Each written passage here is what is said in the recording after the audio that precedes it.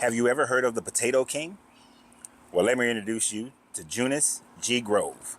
Junius G. Grove, a former slave that after the Civil War had ended and after slavery had been abolished, went on to take on an opportunity of sharecropping like many former slaves did in Americas after the Civil War. And by the time Mr. Grove got to about 1880, he had saved up a full 90 cents. To many of you, that may not seem like a lot of money. But in 1880, 90 cents was equivalent to about $3,000. Mr. Grove and his wife Matilda then moved out to Kansas. And during their time frame out in Kansas, they began to acquire land from the Native American tribes and Indian Territory out in Kansas. Mr. Grove was able to accumulate over 2,000 acres of land. And with the help of his wife and his children, to which they had 17 children, only 12 lived to adulthood, Mr. Grove and Miss Matilda, were able to open up a general store. And after a certain period of time, they began to hire other people to work for them. Mr. and Mrs. Grove were able to hire both black and white workers to run their fields. And in 1 year, at his height, produced over 175,000 bushels of potatoes, and then became known as the Potato King. They also had orchards and other products that they grew on the land. And as a true businessman, he expanded into other areas. One of the things he expanded into was to expand into mining speculation, as well as cattle and a general store. And over the years, the Groves became one of the richest families in America, and certainly one of the richest black families in America during this time frame. As a matter of fact, by 1915, Mr. Grove and Mrs. Grove their value was right around $300,000, which in today's money would be equivalent to almost $10 million. So Mr. Grove then built golf courses that would enable African Americans to be able to play golf, and they were living in an environment where they were not allowed to play golf on white courses. Mr. Grove also began the Negro League in Kansas, Negro Business League in Kansas, and also helped other African Americans purchase tracts of land so that they can start to develop their own level of financial independence during a time frame of Jim Crow laws and segregation. Now, many people ask, well, what happened to the Grove family? Did he create generational wealth? Mr. Grove, in the early 1920s, had a few bad investments. One of those bad investments cost him about $90,000, which is equivalent to about $1.4 million today. And by the time we get to his death in 1925, Mr. Grove and his family's net worth, was at about $100,000. So somewhere in the range of about $3 million at that time frame. He had also built 3 mansions on his property, but unfortunately by 1968, all 3 mansions had burned down, and thankfully no one was injured in there, but they all burned down mysteriously, and we know what that means in the 1900s, what mysterious means. But Mr. Grove gave all the credit to his hard work, his never giving up, his wife, and his children. Now, undoubtedly, he was supported by the black community because, for the most part, those were the primary people who would be able to shop at his store, and the Native American tribes were the primary ones he would be able to invest with. Although he did provide potatoes across America, Canada, as well as Mexico, he was able to participate in building his own personal American dream and demonstrating that regardless of what obstacles are placed in front of you, you do have the ability to overcome them. So what happened to the Grove family and their wealth? Some of the Grove family went on to do other things.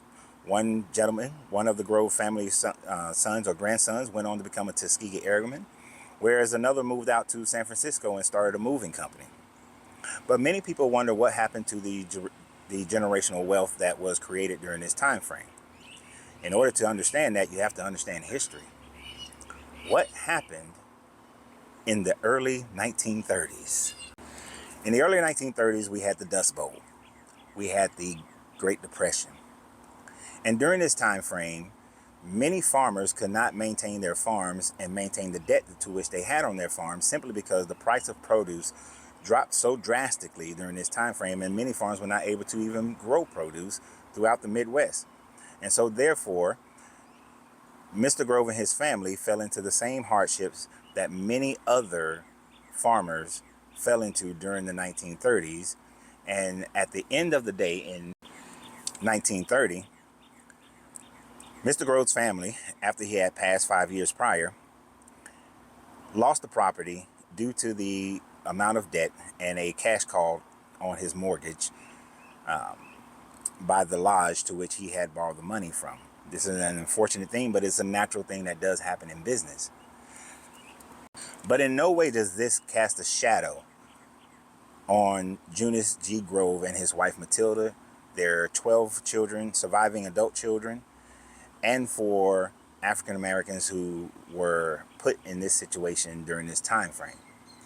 Regardless of the outcome of how we look at it today, what Mr. Grove showed and what Mrs. Grove showed is that a strong family, strong backing, a strong mind, a strong back, and very strong family values can propel you to heights that you may never think are possible in a society that is built against you. Although there are those who would say that he did this without reparations, you have a valid claim. But had he had reparations, it would have been a much easier pathway for Mr. Grove, and he could have reached heights that would have allowed him to survive through the Dust Bowl and through the Great Depression. Even the best business person oftentimes will still make some bad business decisions.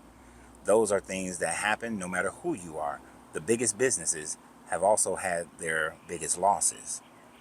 But Mr. Grove proved that even when everything is against you, believing in yourself and continue to be an integral part of society and your community is vital to your success, and having a strong support of your family is even more vital to any level of success.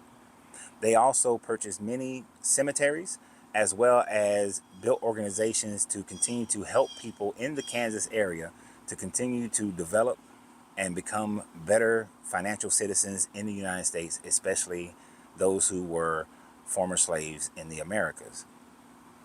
What we should take from this today is the idea that even though our ancestors were not given a fair shake, and that even though things are still not as fair as they should be, that in the face of those obstacles, it comes down to your fortitude, who you are. Do you have a big enough goal, a big enough dream that you will not allow anything to stand in your way? Are you strong enough to go through whatever it is that you have to go through in order to achieve the goals that you wish to achieve? And ensuring that you are surrounded by the right people will give you the opportunity, will give you the chance so that when opportunity presents itself, you are ready. Mr. Grove was ready for an opportunity. He took his sharecropping opportunity and he saved money to be able to purchase his dream. And as he continued, he began to elevate that dream. Are you preparing yourself for when the opportunity comes, or are you just sitting back waiting for manna to fall from heaven, and then you just amazingly, miraculously are able to achieve your dream? That is not how serendipity works. Serendipity works when those who are prepared meet opportunity. So unless you are preparing yourself by ensuring that you are saving at least minimum 10% of your income to be able to invest in an opportunity that you know is going to has a higher percentage of giving great results, because nothing is guaranteed, then you are not like Mr. Grove. You are not someone who is going to achieve whatever your goals are. So prepare yourself. Make yourself ready for whenever opportunity comes, because the process is that as you prepare yourself, opportunity is then attracted to you. Mr. Grove is a person of the light that we should all look towards in order to understand what we should do in our day-to-day lives to become successful and helpful people in our communities. Always remember you have to free yourself to be yourself because your greatness is non-negotiable. Good.